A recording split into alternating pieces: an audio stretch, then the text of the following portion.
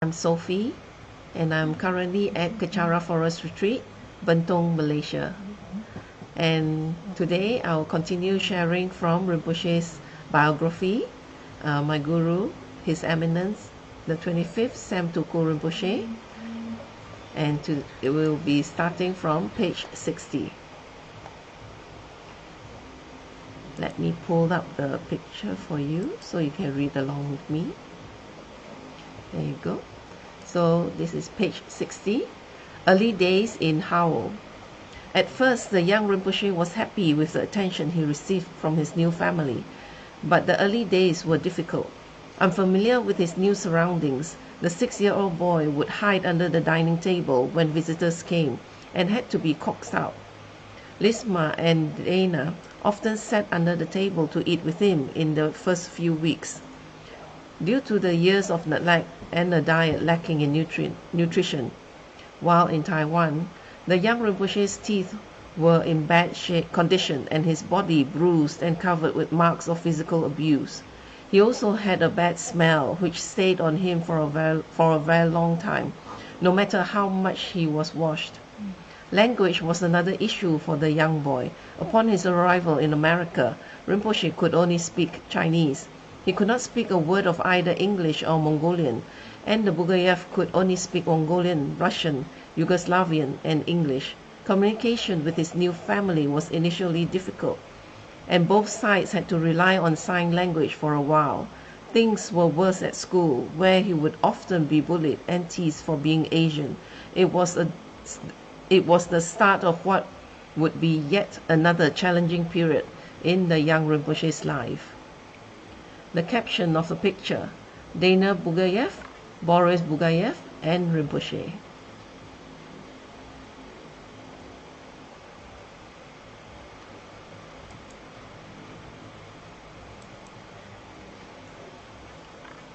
And this is the picture on page 61. Sorry, page 62. And the caption is, the large house which hosted many family gatherings sat on an impressive half-acre piece of land.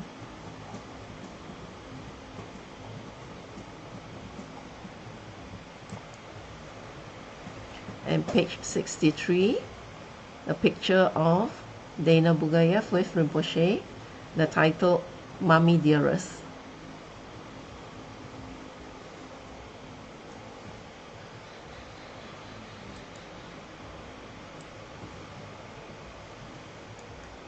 Dana Bugayev, page 64, was at heart a very kind person, helping anyone who needed her. She would often bring near homeless people home to have dinner with the family. During snowstorms, she would drive around with the young Rinpoche to help dig people's cars out of the snow. However, over time, she became extremely paranoid and suffered terrible mood swings, which were only diagnosed much later as symptoms of schizophrenia. For any transgression, be it not cleaning the house properly or being caught at the temple, Dana would regularly beat Rinpoche with wooden sticks, brooms, or her bare hands, hitting Rinpoche so hard that his ears would ring and bruises would cover his body.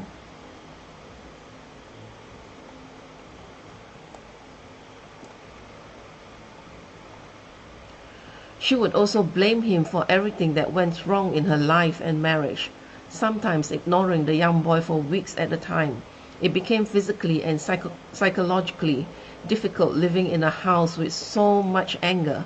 Rinpoche remembers that most of his young life was spent in fear and anticipation of the next whirlwind of his mother's outburst. A year after Rinpoche's arrival in Hao, his sister Lisma left home. Rinpoche later found out from other family members that she had suffered similar abuse, which affected her for many years after. Rinpoche greatly missed having her around, and he quickly became the sole focus of his mother's increasing uncontrollable anger.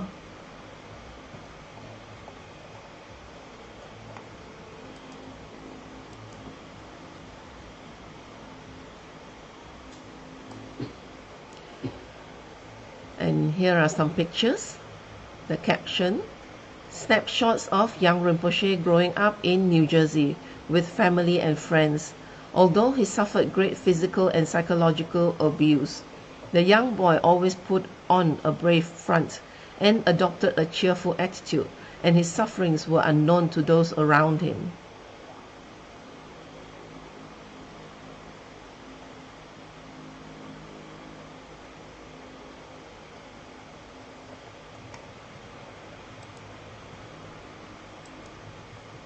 And here are more pictures.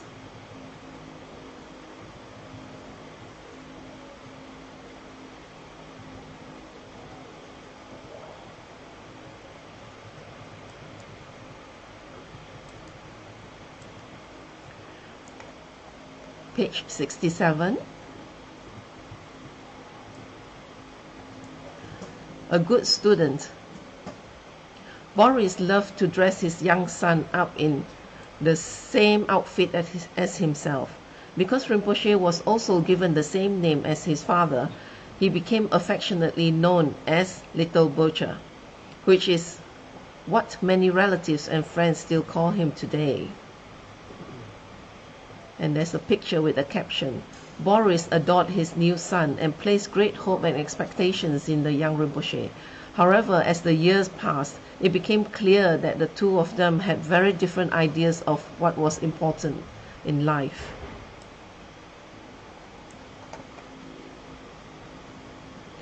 Growing up in Howell, New Jersey, Sam Rinpoche studied at Len O'Pine's elementary school, where he excelled in science and art, winning annual science awards, art competitions, and generally ranking among the most intelligent in tests. However, despite his achievements, his parents never came to school for any parent-teacher days or attended any of his award presentations. Rinpoche would receive the awards alone, year after year. When he saw other children with their supportive parents and their warm relationships, he began to realize that his situation at home was very different from those of his classmates. At home, Rinpoche would also be teased because of his unusual name, his Asian looks. At school, Rinpoche would also be teased because of his unusual name, his Asian looks, and the way he dressed. Both his parents discouraged him from going out, meeting friends, and having a social life, as they were afraid he would become less Mongolian and more American. Boris wanted his son to be like him, and often even dressed him in matching clothes, so Rinpoche was sent to school in formal suits, while the rest of the American children wore casual clothes. This only served to make the young boy feel more alone and distant from his peers. While he did well in his studies, Rinpoche had a severe dislike of school, finding it a waste of time that he instinctively felt would not lead to anything truly beneficial. Instead, he constantly prayed to engage in Dharma practice and aspired to be a monk. From a very young age, as far back as he can remember, the urge to look for a cave, meditate, and recite mantras was overpowering and persistent in him.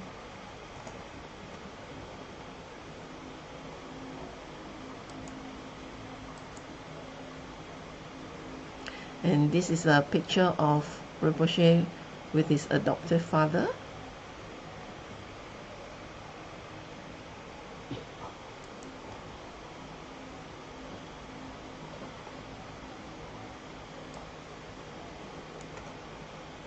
And here's a picture of Rinpoche with the caption: Rinpoche was always forced to wear smart clothes or a suit, which made him feel very uncomfortable and out of place among his jeans-clad friends.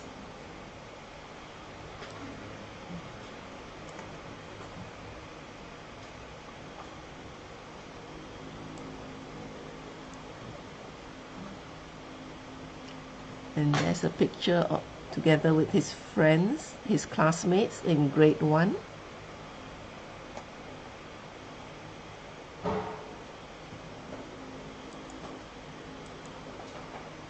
And here are the pictures of his classmates in grade 2. It's Len O'Pine School, Howell, New Jersey, 1974 to 1975, Mrs. McCoy. grade 2. And 1975 to 1976, grade 3, Mrs. Romano.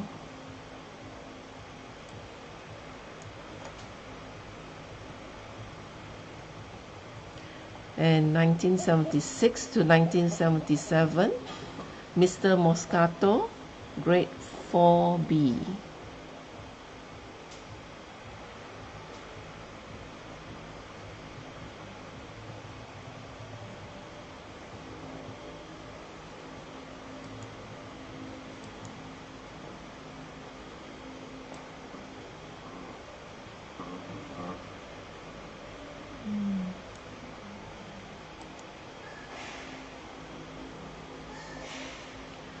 Okay. Turkey swarm. The caption of the picture: Mark Reed, classmate and childhood friend.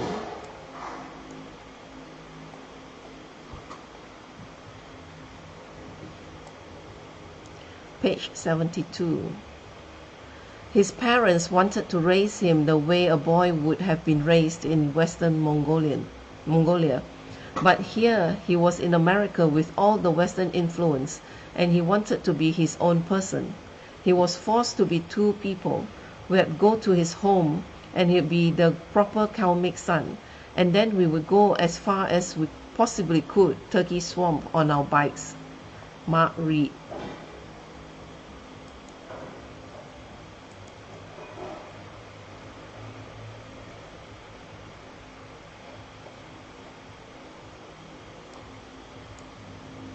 Page 73. I would sit under the shade of the tree at the edge of the lake. I would pretend or visualize I was a hermit or a yogi. I would, in my mind's eye, stare out into the brilliant waters that were actually in front of me. Sam Rinpoche. The caption of the picture: Sam Rinpoche at Turkey Swamp in 2013.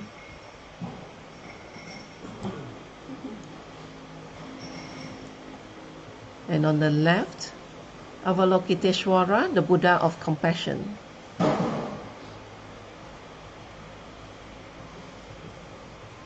Whenever he could, Rinpoche enjoyed being in forests and sitting beside lakes to meditate. He would often cycle out to a large nature reserve called Turkey Swamp Park with his friends during the holidays, and while they ran around playing games, he would sit alone at the edge of the lake to meditate and chant mantra. He would visualize a lotus emerging from the water. The lotus would open and Avalokiteshvara, the Buddha of compassion, would arise in the middle, white as a snow mountain, with his head down. As he emerged from the water, Avalokiteshvara would slowly raise his head to look up at Rinpoche. As thousands and thousands of brilliant rays of light emanate from his body, Rinpoche would recite 5,000 to 6,000 Om Mani Padme Hum mantras during the short time he was there, and revel in the bliss of contemplation. Often he would be moved to tears during his meditation as he thought about the compassionate qualities of this Buddha. Many times he would notice that as he got up to leave the lake after his meditations, long trails of ducks and other animals would line up and follow him as he walked away.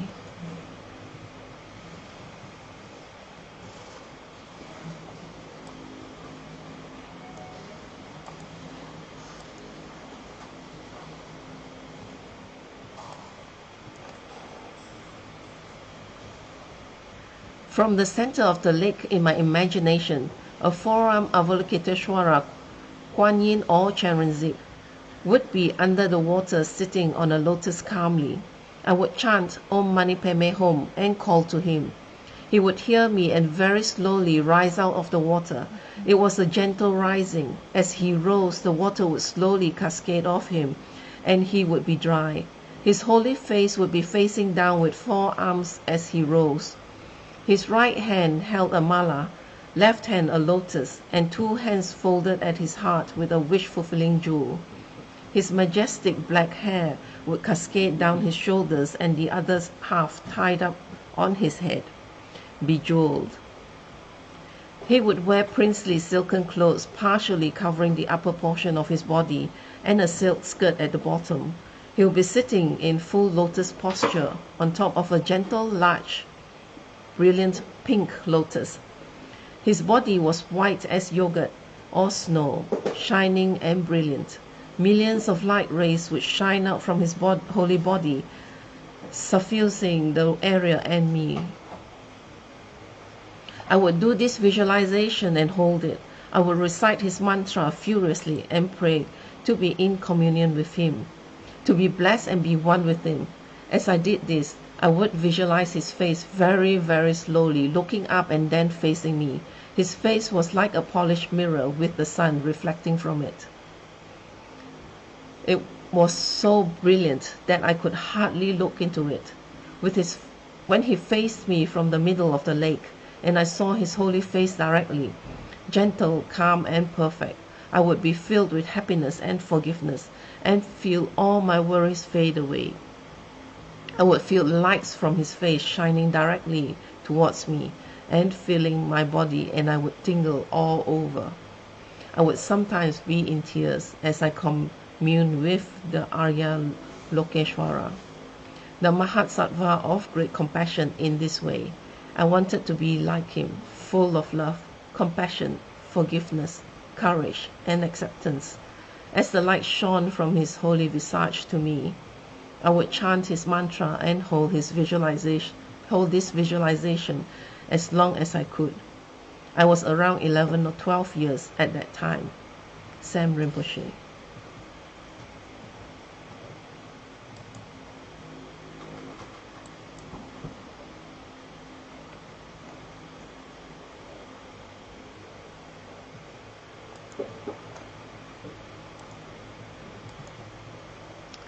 Right, with that, I will stop my sharing today and we'll continue on tomorrow. So make your time to join me tomorrow, and thank you for sharing your time with me today. And I would go to my Facebook.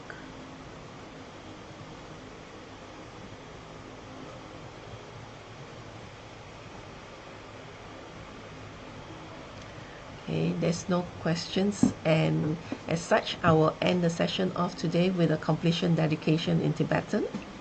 And for those of you who, I think the picture that I shared was quite small, so if you would like to really read it in detail, please do purchase a book, invite a book back, and read about Rinpoche's biography, his life in detail, and you may be able to see the picture very well. You see that Rinpoche, when he was young, he's always smiling, even though he's been suffering inside.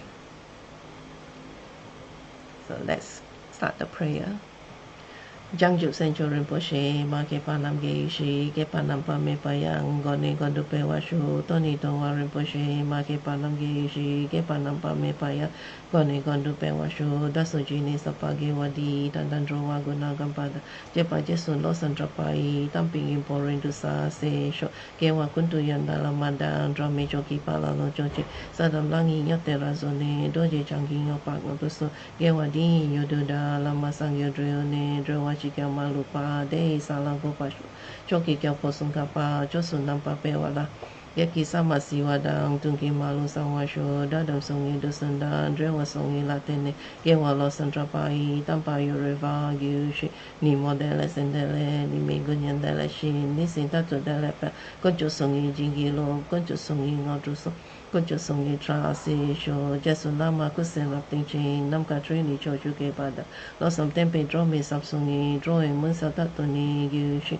kawe rawe kowe shin kamdem pendan dewa malu gyone Chen zi wan ten sing ya so yi sha pe shi de ba du den gyu shi hom tong pe ngo tru ma lu pa den den da la sel du so ko dan den pa long chok na ke pa so shik shuk den sel. Thank you. See you tomorrow.